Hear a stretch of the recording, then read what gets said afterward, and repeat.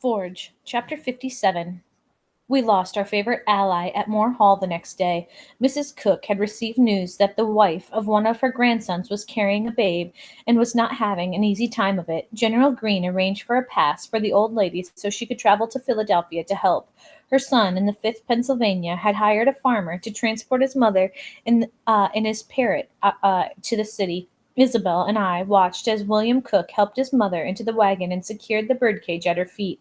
I hope she feels better soon, Isabel said. Soon as she's holding that little one, she'll feel fine, Mrs. Cook said. She's a strong one. Isn't that right, William? Yes, mother. Lucille is a sturdy lass, her son said as he threw the cloth over the cage of King George. Mayhap she'll name the babe after you if it's a girl.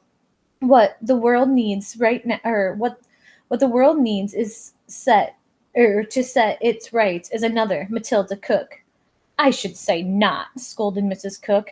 Isabel handed up a woman's shawl. What should they call her, ma'am?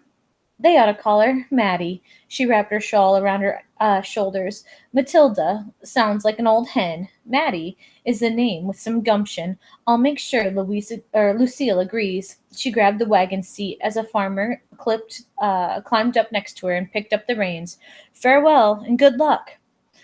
Cooking was not a natural occupation for Isabel. Her pudding hardened into stone. Her stews tasted of the river. She served vegetables raw or charcoaled, and did not pick out the slug from the salad greens, which caused Mrs. Green to scream when she found it wiggling on her fork. And Mr. Bellingham came to the kitchen to shout after that, and General Greene wrote letters inquiring about a replacement cook. I knew even less about cooking than Isabel and could not help her, but I did not much fret. She only had to tolerate this life for a few more weeks. General Washington had held a council of war and determined to stay in camp a while longer, possibly until the middle of June, before striking the British. That gave us all the time we needed to prepare. I helped Isabel weed the garden so that I could explain my plan and tell her about my impression of the key that I had made in the wax. I need some kind of substance that will fill the form and harden, I said. I think we can make a mold in the box of the hard pressed sand, but I need something that will take the exact shape of a key and press into the mold. I thought of manure. She carefully plucked the weeds from the base of the pea plants. What do the men who make things like bells use? I have no idea. I've never seen it done, just heard the blacksmith talking about it at Morristown. So how do you know it's going to work? I don't. She threw the weeds into the pile at the end of the row. Do you remember the misbegotten custard I made? The one that had no eggs, hard enough to drive nails, you said?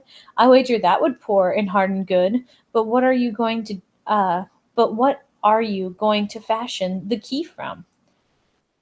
For that, I need to steal a musket ball. Well, aren't you in luck? There are plenty of soldiers hereabouts. It took a few more days, but eventually we assembled everything we needed: a pail with wet sand that Isabel had pounded tight, two musket balls removed from a pouch in General Greene's bedchamber, a ladle that would not be missed, in a fire in the kitchen hearth that blazed much higher than it needed to be. We waited an hour past the time of the last of the upstairs folk had gone to sleep. Then Isabel wrapped my hands thick in cloth so I would not be burned. I set the musket ball in a cup of the ladle and hung it from a chain over the hottest part of the fire. We sat silent while the lead softened, then turned runny. Ready? Isabel asked. I nodded. She moved the sand pail next to the fire. Her pudding dough key had turned out as fine as we could hope, and was planted firmly in the sand. She now lifted the key out. I took the ladle off the chain, and holding my breath, I tried to pour steady stream into the rough mold. It splattered some, but it quickly filled the key shape. Isabel poured more sand on top to cover the mold, and then carefully set upon that brick. How long until it's hard enough? She asked. We have weeks, maybe a month, before the army leaves. It will be ready by then. I sat back on my heels and let out a breath. Can you feel it, country? We're almost gone.